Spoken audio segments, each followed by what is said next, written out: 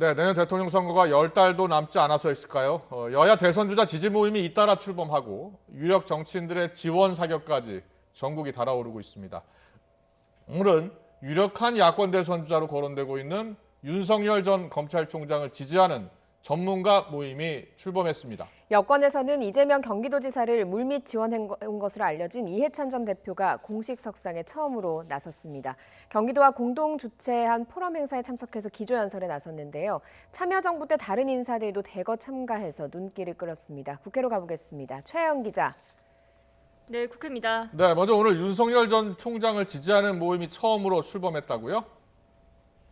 네, 명칭은 공정과 상식 회복을 위한 국민연합 공정과 상식입니다. 이 대학 교수와 법조인 등 윤석열 전 총장을 지지하는 전문가 모임인데요.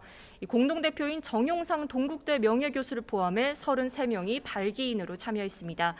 이들은 오늘 출범식을 열고 윤 전 총장의 대통령 가능성과 한계를 주제로 토론했습니다. 이 앞서 보도자료를 통해서는 문재인 정권에서 공정과 상식이 무너졌다고 밝히기도 했습니다. 이 외곽 조직까지 떠오르면서 윤 전 총장의 등판 시점에도 계속 관심이 쏠리는데요. 김종인 전 국민의힘 비상대책위원장은 오늘 라디오 인터뷰에서 윤 전 총장과 지난달 통화한 사실을 털어놨습니다.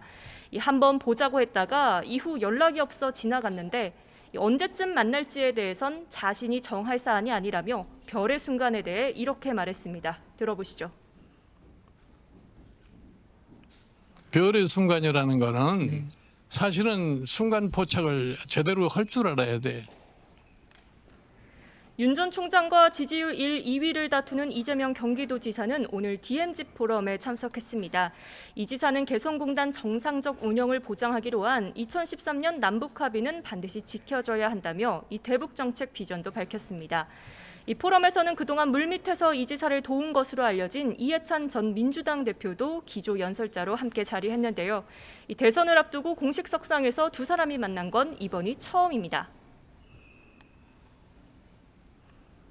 특히 올해도 평화경제협회와 함께 DMZ 포럼을 주최하시고 기조연설까지 맡아주신 이재명 지사님께 감사의 인사를 드립니다. 사실상 대선 지원 사격으로 읽히는데 두 사람은 당내에서 불거진 대선 경선 연기론에도 한 목소리로 반대해왔습니다.